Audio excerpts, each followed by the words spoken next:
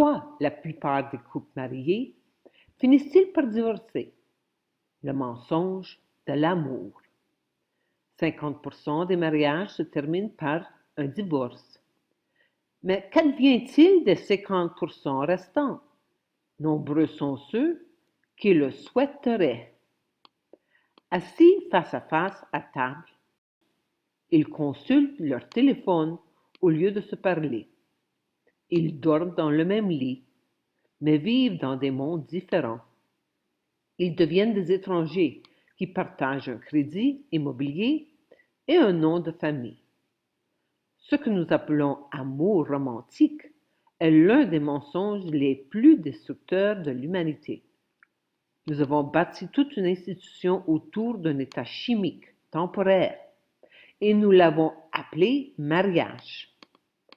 Que se passe-t-il lorsque cet état chimique s'estompe, inévitablement? Que reste-t-il? Comment ce phénomène chimique défaillant conduit-il au divorce? Première phase, l'excitation chimique. Commençons par ce que Nietzsche appelait la folie amoureuse. Les neurosciences modernes confirment ce qu'il soupçonnait il y a plus d'un siècle. Tomber amoureux, c'est littéralement une forme temporaire de folie. Quand on rencontre quelqu'un et l'on ressent le coup de foudre, le cerveau est inondé de dopamine, d'oxytocine et de sérotonine. Ce cocktail provoquant euphorie, obsession et une incapacité totale à voir les défauts de l'autre. On ne pense pas clairement. On est sous l'emprise de ces substances.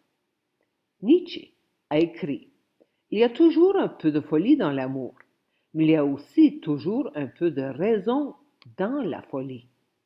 Cette folie a un but. Vous poussez à vous engager pour la reproduction et la formation d'un couple, mais elle n'est pas faite pour durer. Cet état euphorique chimique dure généralement de 18 à 24 mois.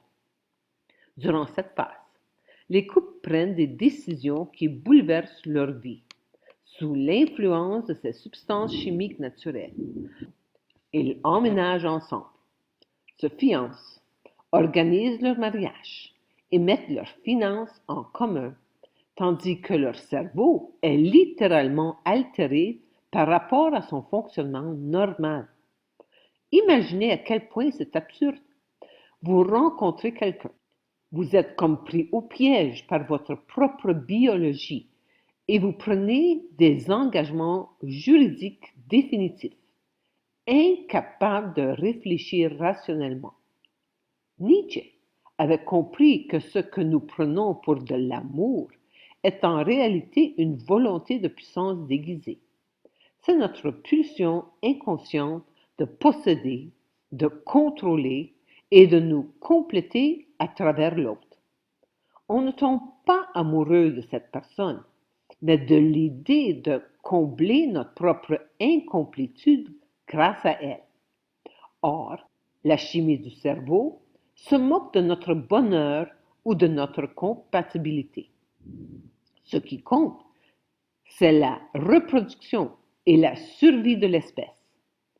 Une fois son objectif biologique atteint, la formation d'un lien suffisamment durable pour engager et protéger la descendance, la concentration de ces substances chimiques diminue naturellement. C'est pourquoi chaque mariage commence par un mensonge. La croyance que cet état altéré et temporaire représente nos véritables sentiments envers cette personne.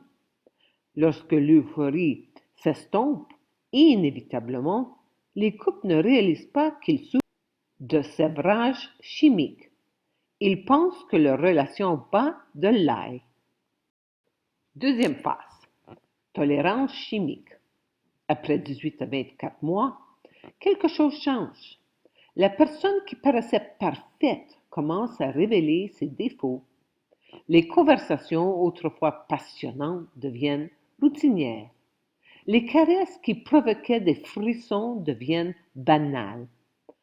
On appelle cela un échec rationnel, mais en réalité, il s'agit d'une tolérance chimique. Comme pour toute drogue, le cerveau s'adapte à la présence constante des hormones de l'amour et cesse de produire la même euphorie intense. Durant cette phase, les couples commettent leur première erreur fatale. Au lieu de comprendre qu'il s'agit d'un ajustement neurochimique normal, ils interprètent la base d'intensité comme la preuve que quelque chose ne va pas. Les hormones, qui masquaient les incompatibilités, se sont dissipées, révélant des différences fondamentales qui ont toujours été présentes, mais invisibles durant la phase d'exaltation. Des valeurs différentes, des objectifs de vie différents, des styles de communication différents, des attentes différentes. Tout cela était auparavant voilé par le brouillard chimique. Mais la société leur dit que c'est à ce moment que commence le véritable amour, quand l'infatuation s'achève et que l'amour mature prend racine. C'est peut-être le mensonge le plus cruel de tout, car il persuade les couples que l'amour de la passion est en réalité un signe de progrès dans la relation. La fin de l'excitation est rebaptisée stabilité. La perte du désir est appelée approfondissement de l'intimité. Durant cette phase, les couples entament le long processus de compromis et d'accommodement que Nietzsche considérait comme un suicide spirituel.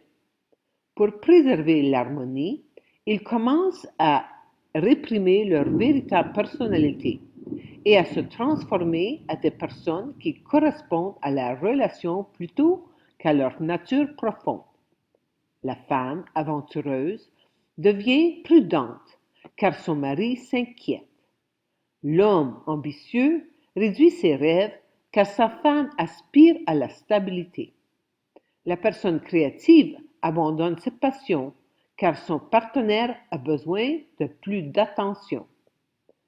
Ce qu'ils ne réalisent pas, c'est que ces compromis détruisent précisément ce qui les a attirés l'un vers l'autre au départ. Le mystère disparaît, l'indépendance s'érode, la passion qui les a unis s'étouffe peu à peu sous le poids des efforts pour faire fonctionner leur relation. Phase 3. Le retrait chimique. Vers la troisième ou quatrième année, la plupart des couples entrent dans ce que Nietzsche qualifiait de mort spirituelle naturelle.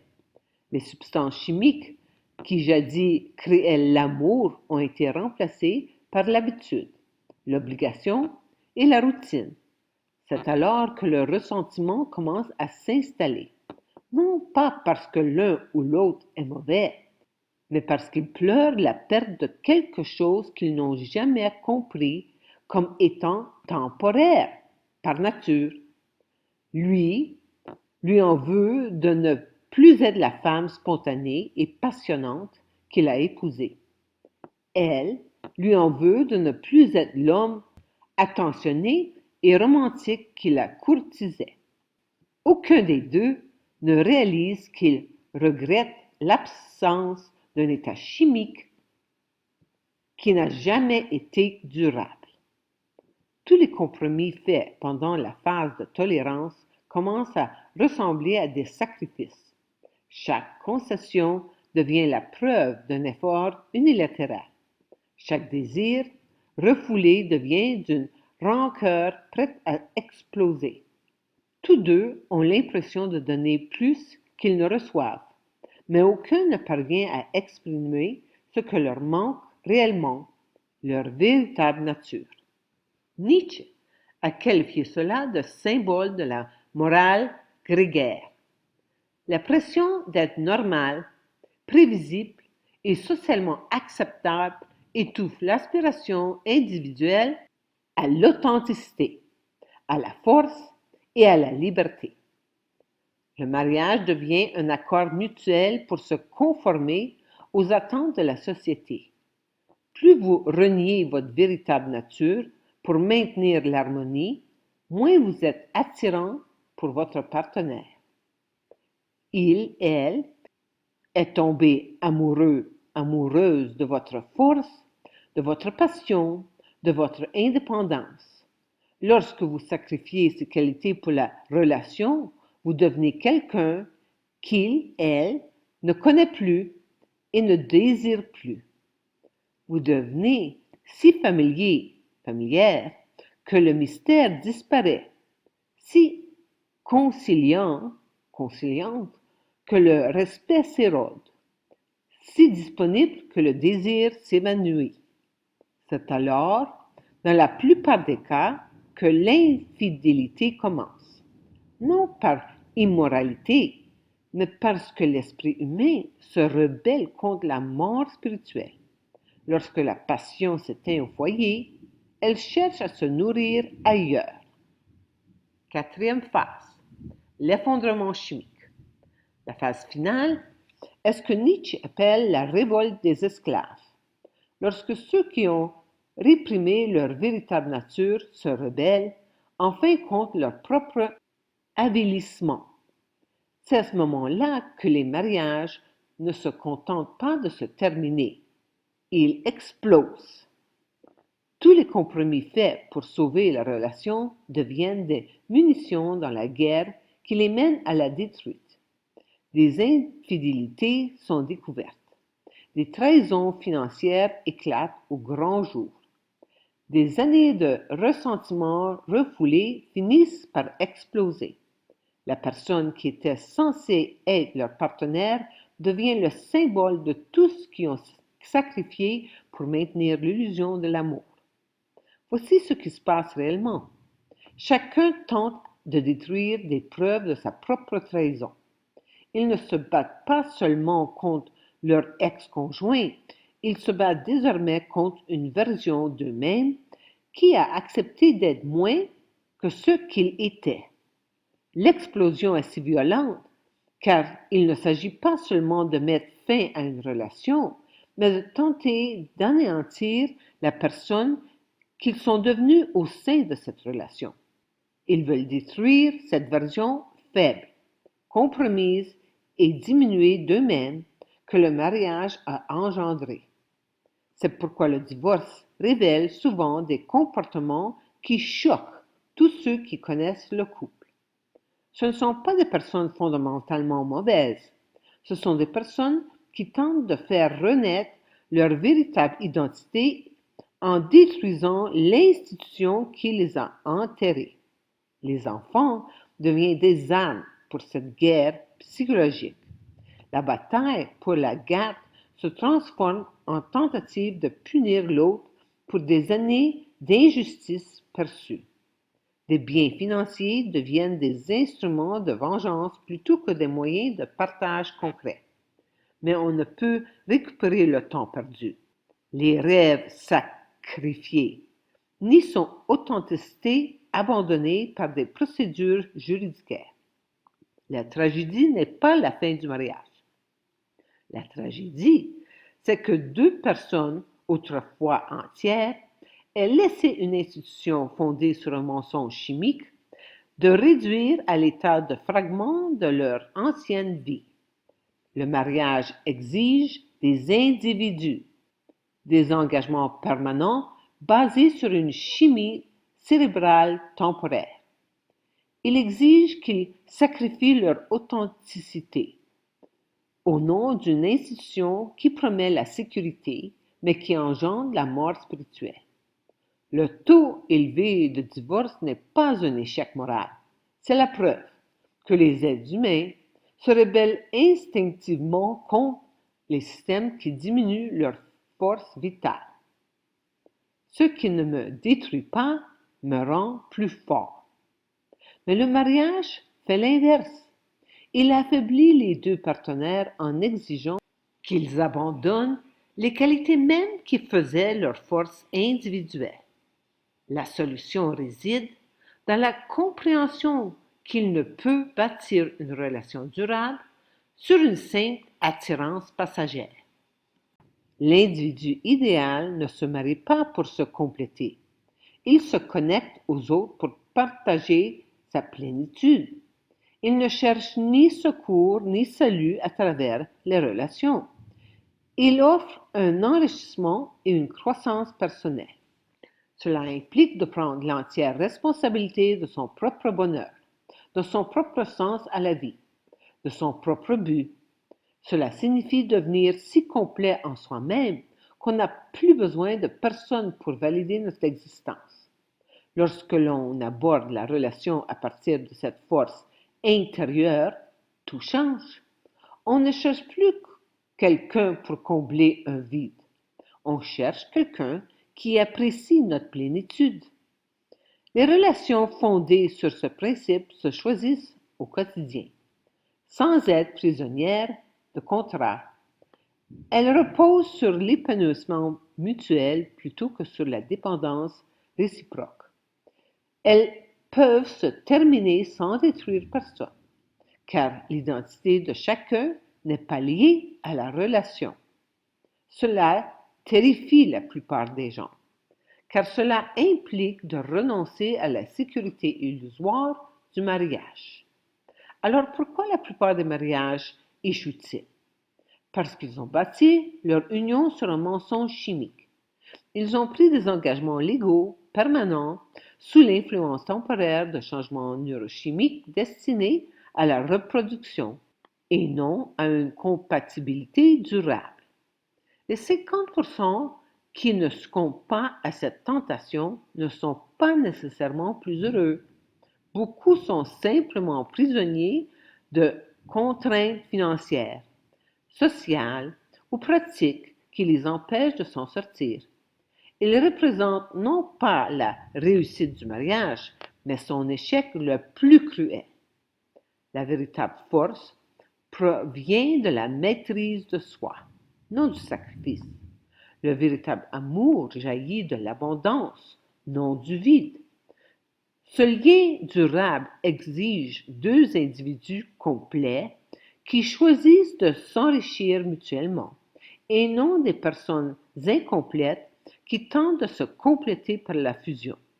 Cela demande un courage dont la plupart des gens sont dépourvus, la volonté d'aimer sans garantie, de se connecter sans contrôler, de s'engager sans entrave. Lorsque vous devenez pleinement vous-même, les relations se transforment radicalement.